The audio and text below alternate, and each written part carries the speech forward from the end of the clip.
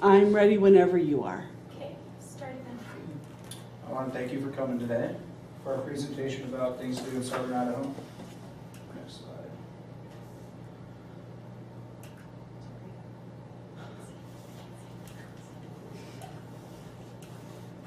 This Nice project and was loud. brought to you by Mackenzie, Danae, Emma, Angela, Jason, Ryan, Armando, and Jose. For the project overview, we came up with things to do around Southern Idaho within a 10-mile radius because we realized that not many people knew what to do around here unless they lived around here. So myself from Nevada, I didn't know much what to do around Idaho, and this project really helped us show people what to do around here for fun instead of just doing homework.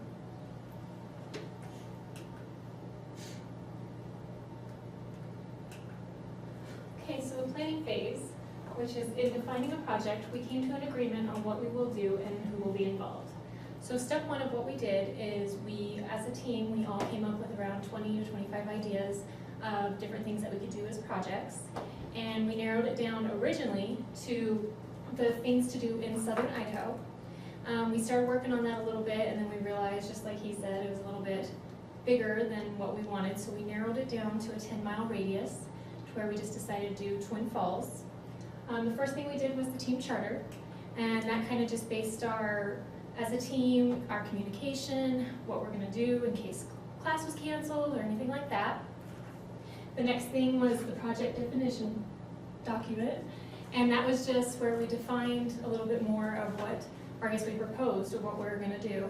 And we decided what our goals were gonna be, what our budget was gonna be. And initially, like I said, we started out with the Southern Idaho, and while we were still doing the proposal, that's what we based it on. And that was approved. By the time we got to the work breakdown structure and the project schedule, we kind of realized that that was still way too much. And so we did a couple more changes, we narrowed it down a little bit more. We worked on our schedule. It did take us kind of a little bit to work on the schedule just because we didn't realize how much work was actually going into it. But we did complete that well. And then finally we were able to use all that information and put it into our project plan, which we did really well on. So.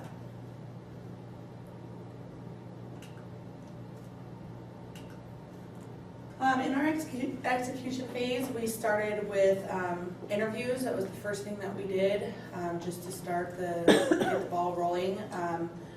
Me and Mackenzie did the rec center with Krista, and she gave us all the content and videos for all the outdoor activities that they do here through the CSI.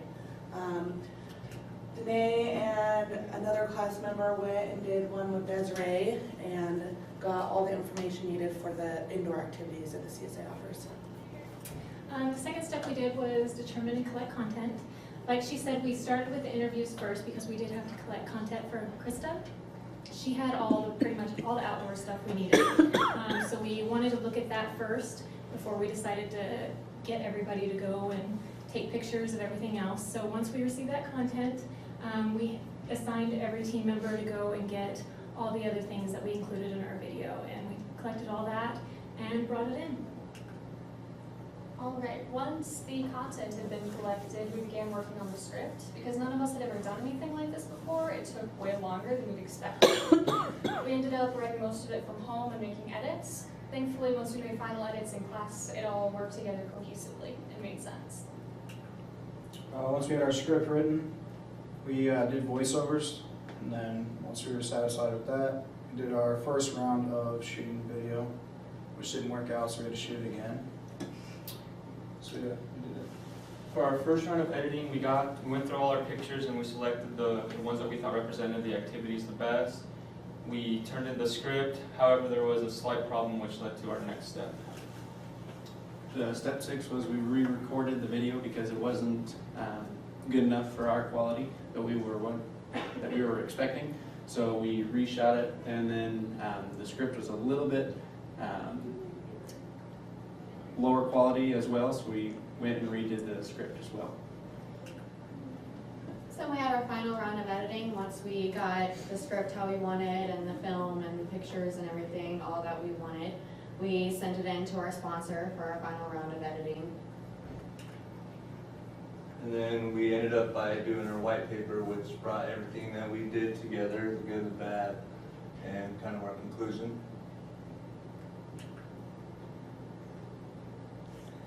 The next thing was the team review, and what was really cool is we all had a great experience. We learned a lot. It took a lot of patience.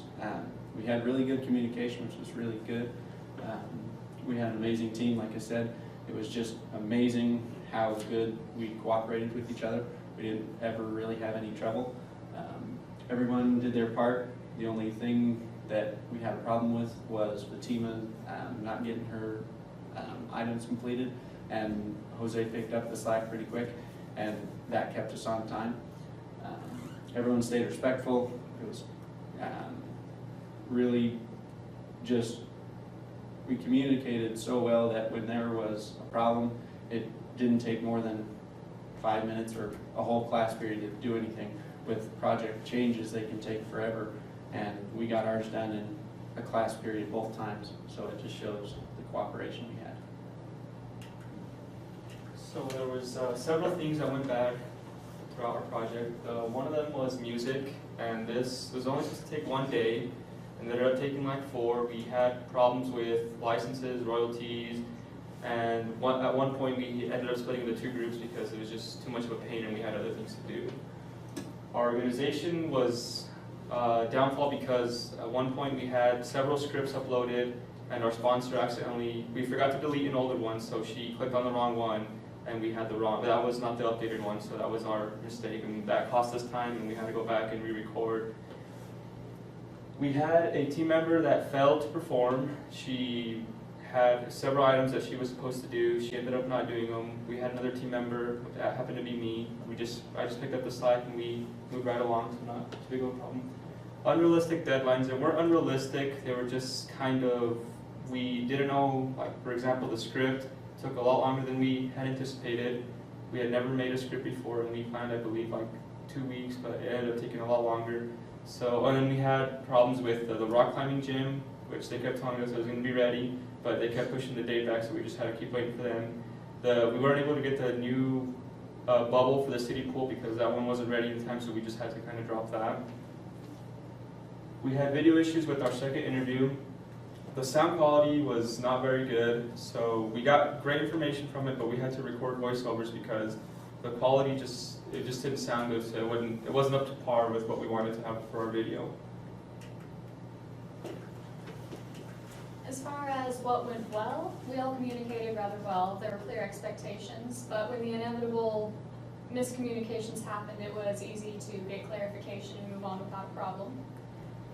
Collecting content also went well. Most everyone did their part and participated, and when they didn't, there was always someone willing to step up and take part. Participation from most team members also went well. As I said, it goes right along with collecting content. Everyone stepped up and did their part. Working as a team, everyone played to their strengths and did what they were good at, and were able to complete the project successfully.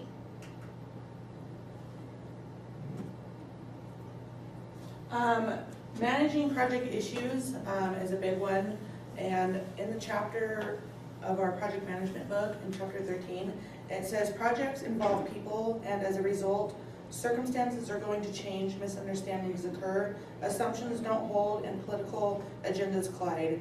Problems arise and risk events happen, which we faced some of those during this whole project, but we came together as a team and did it phenomenally.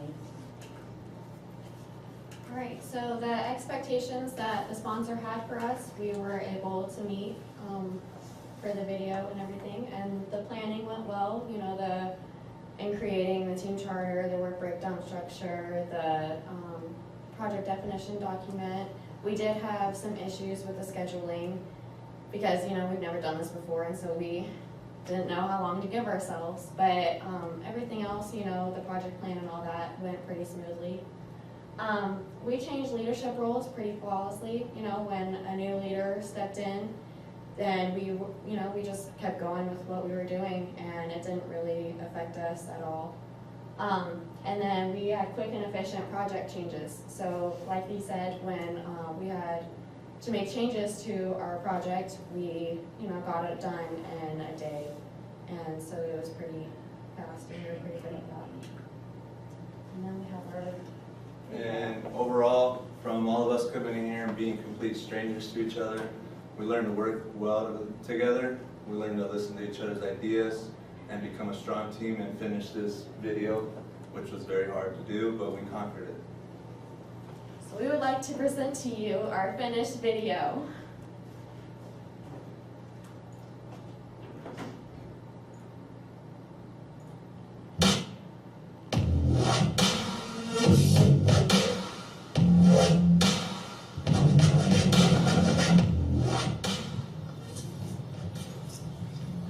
Hi. I'm Angela. Right, nice to meet you. Nice to meet you, Ryan. Hey, I'm new to Twin, and I was just wondering what there was to do around here.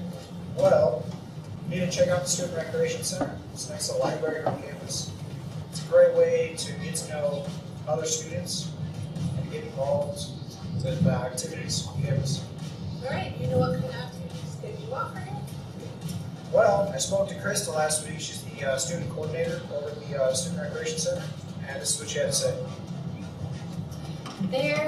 Any kind of outdoor activity that you can think of, we probably offer it in the Magic Valley area, whether it's hiking, mountain biking, we've got road biking, we have rock climbing, bouldering, kayaking, whitewater rafting, and then if you get into the mountains, you've got hiking, you've got trail running, and then during the winter, we've got a bunch of other activities too. If you like rock climbing, you'll now be able to do it all year round because of the new rock gym.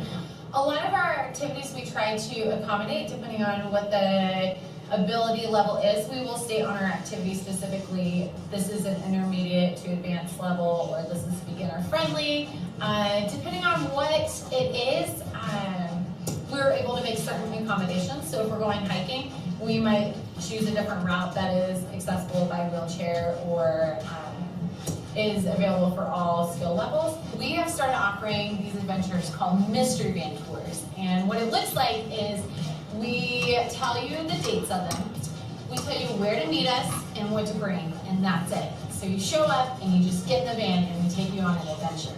Information about CSI activities can be found all over campus, on posters, sandwich boards, and even TV monitors. The CSI website and the Outdoor Recreation Facebook page are a convenient way to find all the activities here on campus. I like how most of the activities are coordinated with CSI events.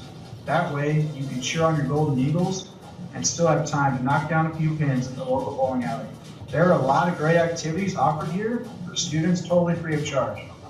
Some of these activities include bowling, movie night, jump time, and even Skateland.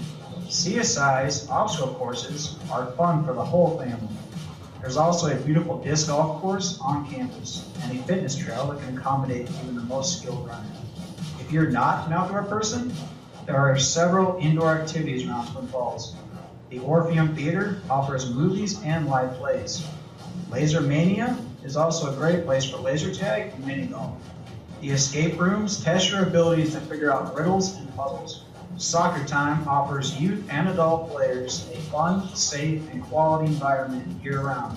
Whether you are trying to become the next Michael Phelps or just like swimming, check out Durkee's Lake and City Pool. They are a great way to get your swim on. Golfing is a popular sport in the area.